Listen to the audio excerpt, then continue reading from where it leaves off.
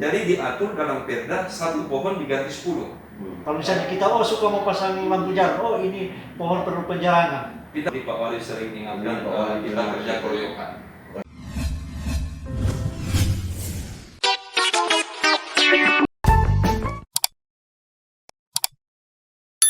Halo sahabat jurnalis Saiju, kembali lagi orang di channel ini, dan hari ini begitu bersyukur karena bisa diperkenankan oleh Kadis Perkim untuk bisa bertanya-tanya kepada beliau, Mas Ivar Mapahena. Selamat siang. Selamat siang. Makasih banyak atas kesempatannya, dan jelang 1 tahun kepemimpinan Modus Menteri Hengki Anda.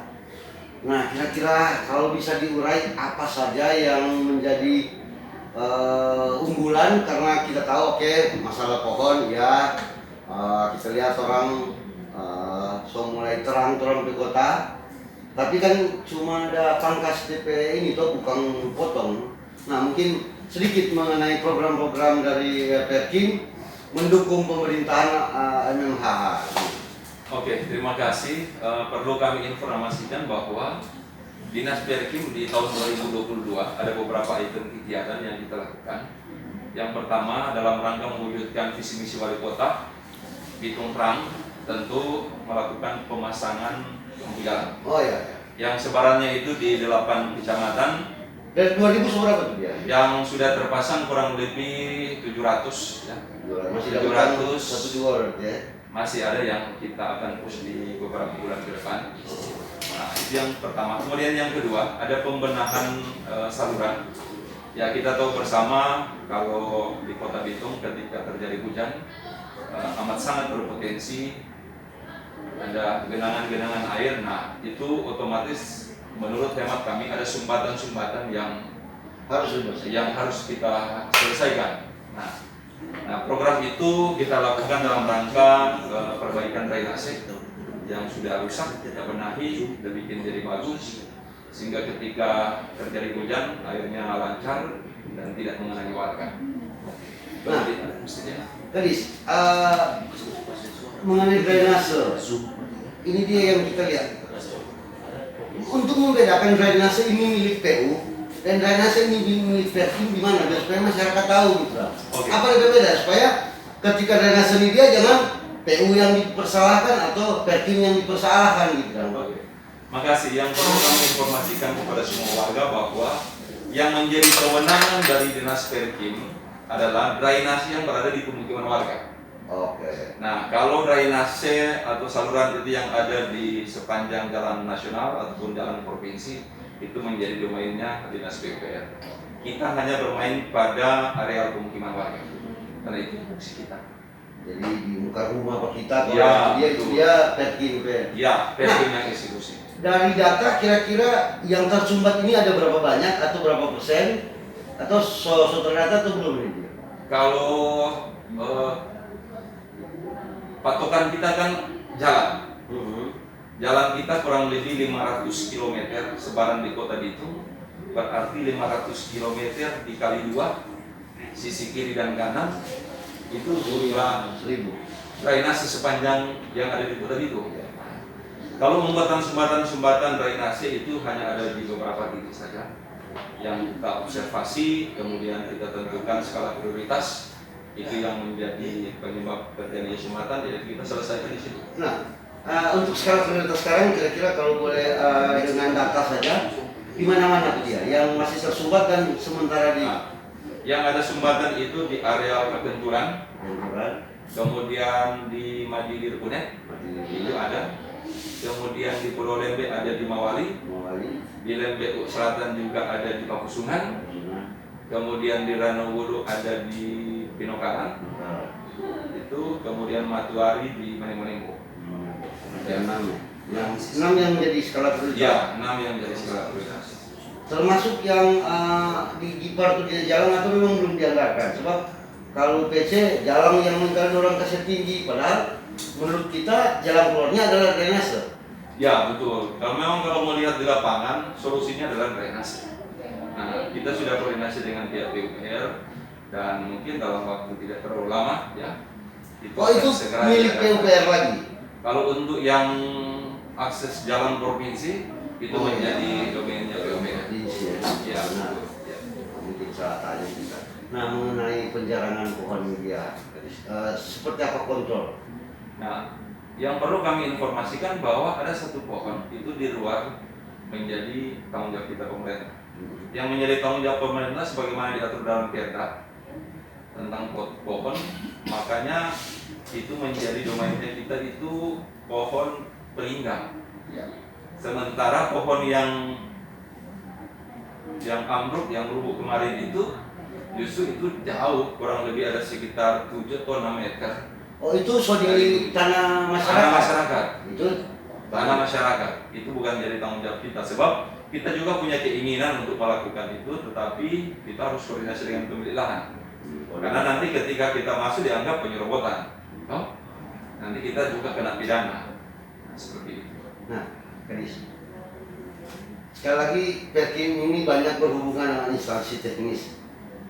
Nah, untuk pohon-pohon seperti apa yang ditangani oleh Perkim dan BPBD? Oke, makasih.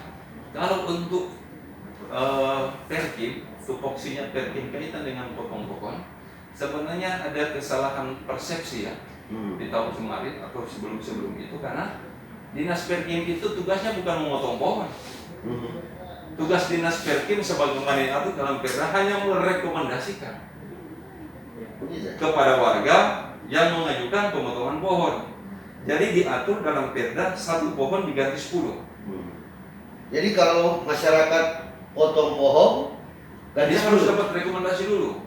mesti melapor dulu sih. Melapor, menyurat ke Dinas Perkim. Tapi untuk di jalan toh, kalau di kebun kan Ya, ada. kalau di kebun tentu tidak. Atau rumah sekitar. Tentu tidak. Oke. Ya, untuk khusus pohon berindah. Ya, seperti itu. Oke. Nah, untuk katanya gini, tahun lalu bilang pohon yang masih berdiri tugasnya Perkim. Nah, kalau dia soal rubuh itu tugasnya BPBD karena soal masuk di area bencana gitu. Barangkali itu cuma pendapat orang. Ya.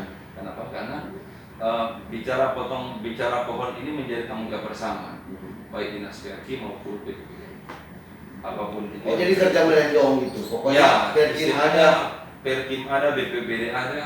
Itu istilahnya seperti Pak Wali sering ingatkan, Pak Wali kita bilang kerja gitu. keroyokan. Kerja keroyokan.